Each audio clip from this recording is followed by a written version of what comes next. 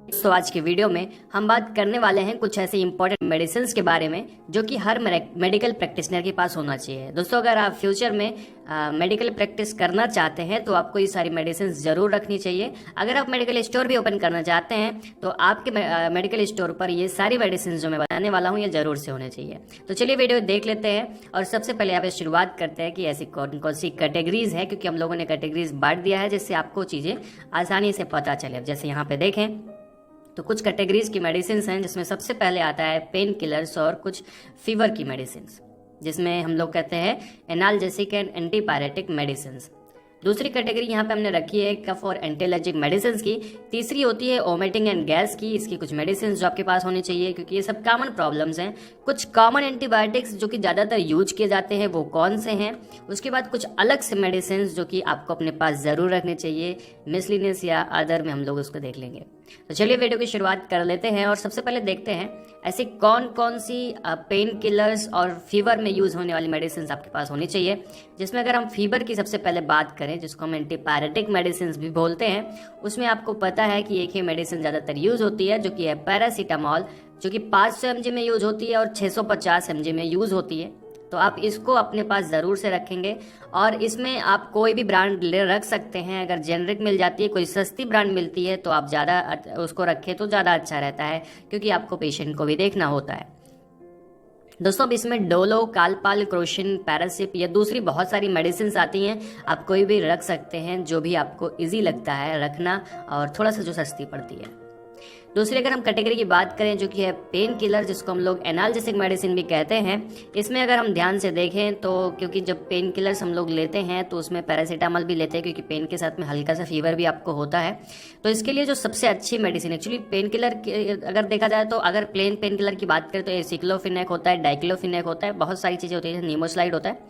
पर अगर थोड़ा सा आपको फीवर है तो उस टाइम पे आपको ये रखना पड़ेगा मेडिसिन, अगर पेशेंट को थोड़ा सा फीवर है, जिसमें एसिक्लोफिनेक 100 mg, पैरासीटामॉल 325 mg मतलब 325 mg इसकी जो मेडिसिन होती हैं वो आपको रखनी होती हैं। इसकी जो फेमस ब्रांड है वो जीरोडॉल पी के नाम से आती है।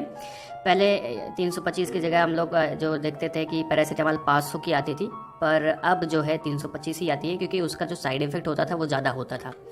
नेक्स्ट जो मेडिसिन होती है, अगर आप किसी भी पेशेंट को पेन हो रहा है, थोड़ा सा बहुत घाव है, हल्का बहुत फीवर है, तो उस टाइम पे ये मेडिसिन दी जाती है जो कि जीरोडॉल एसपी के नाम से फेमस है, जिसमें एसिक्लोफिनेक होता है, पैरासीटामॉल होता है और सेरेटियोपेप्टाइडेज होती है।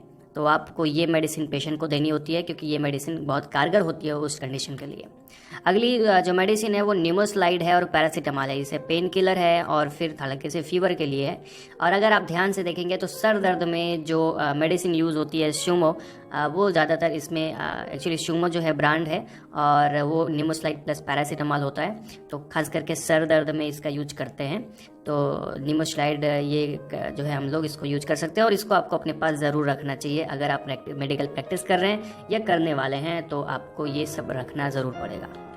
दोस्तों, नेक्स्ट अगर किसी भी पेशेंट को स्टमक पेन हो रहा है उस टाइम पे उसको कौन सी मेडिसिन देनी है, तो उसके लिए एक्चुअली डाइसाइक्लोमीन टैबलेट्स आती हैं। डाइसाइक्लोमीन आप रख सकते हैं, पर जो अच्छी मेडिसिन होती है उसमें मेफेनामिक एसिड और डाइसाइक्लोमीन का कम्बिनेशन आता है।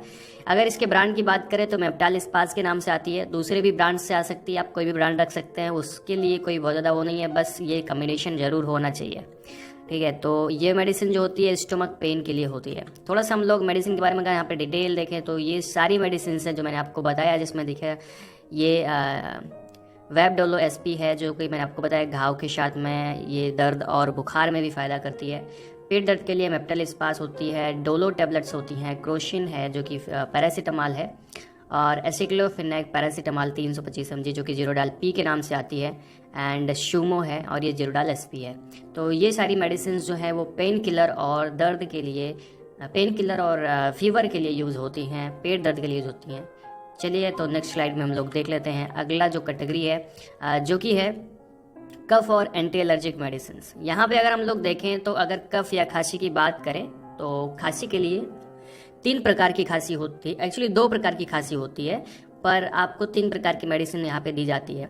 जैसे अगर हम बात करें तो खांसी अगर कफ युक्त है तो उसे हम लोग कॉफ़ी नहीं एक्चुअली कफ उसको हम लोग वेट कफ कहते हैं, मतलब सूखी एक्चुअली गीली खांसी जिसमें कफ आता है बॉडी से, मतलब बलगम निकलता है, ठीक है। तो इसके लिए ज़्यादातर एक्सपेक्टोरेंट दिया जाता है। और ड्राई कफ होता है, ड्राई कफ में क्या होता है कि एक्चुअली सूखी खांसी आती है। या दूसरा चीज़ पेशेंट में पता नहीं लग पाता है कि उसको वेट कफ है या फिर ड्राई कफ है। तो यहाँ पे चलिए देख लेते हैं, अगर वेट कफ है तो उस टाइम पे हम लोग कौन सी मेडिसिन देते हैं। तो यहाँ पे सिरप दिया जाता है।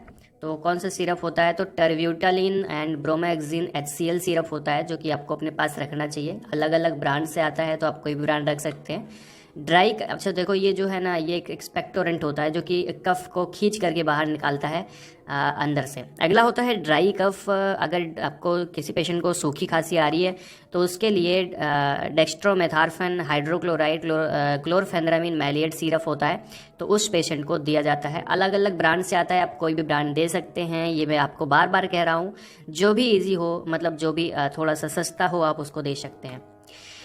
अब अगर यहाँ पे देखा जाए कि कफ के बारे में पता ही नहीं कि भाई साहब को कौन सा कफ हुआ है, तो उस कंडीशन में आपको एक सिरप आती है, ये सिरप आप दे सकते हैं पेशेंट को, जो कि dextromethorphan hydrochloride chlorpheniramine maleate and guaifenesin and ammonium chloride syrup होता है, जो कि पेशेंट को दिया जा सकता है उसको पीने के लिए, और ये अच्छा कारगर होता है।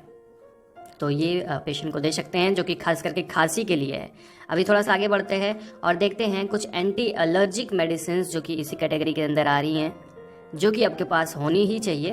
तो इसमें पहली चीज़ तो भैया बता दें कि सबसे ज़्यादा यूज़ होती है सिट्रिजिन। तो सिट्रिजिन जो है वो ज़्यादातर यूज की जाती है एलर्जी में, तो ये मेडिसिन आपके पास होनी चाहिए। सस्ती सी मेडिसिन है तो होती भी है। सिट्रिजिन के साथ में एबिल भी रख सकते हैं। अगर किसी को ज़्यादा शिकायत देखने को मिल रही है एलर्जी की, तो उसको हम लोग एबिल भी दे सकते हैं। अब यहाँ पे बात कर लें कॉमन कोल्ड की, तो कॉमन कोल्ड भी एक प्रकार की एलर्जी होती है। तो कॉमन कोल्ड में भी हम लोग सिट्रिजिन दे सकते हैं, फेनरामिन मैलिएट मतलब एबिल दे सकते हैं। एंड ज़्यादातर जो इसमें दिया जाता है वो विकोरिल दिया जाता है। विकोरिल में अगर आप ध्यान से देखेंगे तो हल्का सा पैरासीटामॉल एंड फेनरामिन हाइड्रोक्लोराइड होती है, और क्लोरफेनरामिन मैलिएट भी होती है। तो कहने का मतलब ऐसे बंद नाक में ये जो थोड़ा सा फ़ायदा करती है, तो ये मेडिसिन भी आप दे सकते हैं कॉमन कोल्ड में। नेक्स्ट स्टेप पे आते हैं, नेक्स्ट स्लाइड पे, और यहाँ पे देखते हैं कि कुछ और दूसरी मेडिसिन जो कि वोमिटिंग और गैस के लिए है।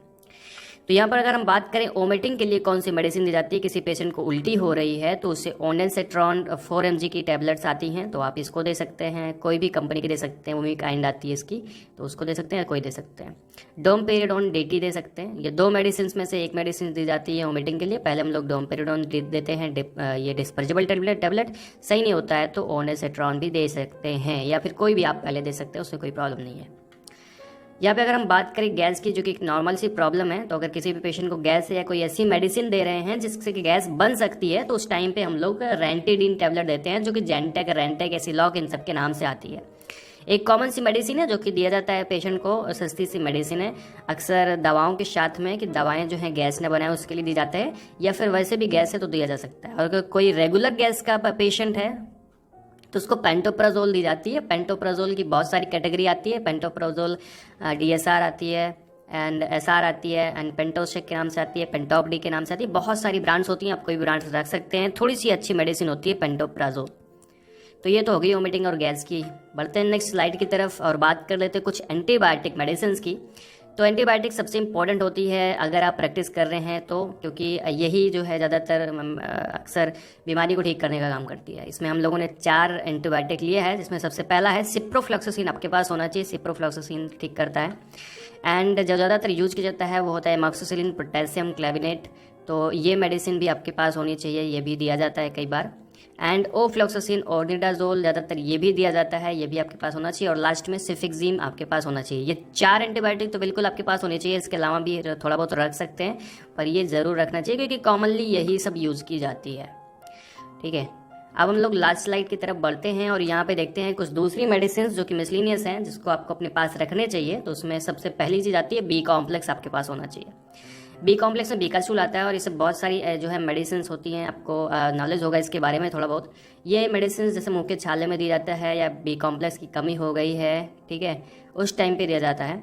तो ये तो बी कॉम्प्लेक्स की टेबलेट आपके पास होनी चाहिए। दूसरी आइसोसार्बिड डाइनाइट्रेट टेबलेट आपके पास होना चाहिए, जो कि हार्ट अटैक हार्ट पेन में होना चाहिए। अगर आपका मेडिकल है तो उस पर ये मेडिसिन ज़रूर से ज़रूर होनी चाहिए, क्योंकि ये एक टेबलेट जो होती है लाइफ सेविंग ड्रग्स होती हैं। ये अगर किसी को हार्ट से संबंधित प्रॉब्लम है, हार्ट अटैक आ गया है, तो एक टेबलेट, अगर वो हॉस्पिटल नहीं पहुँच सकता, एक टेबलेट खिला देंगे तो वो बच जाएगा, तो आप उसको हॉस्पिटल पहुँचा सकते हैं।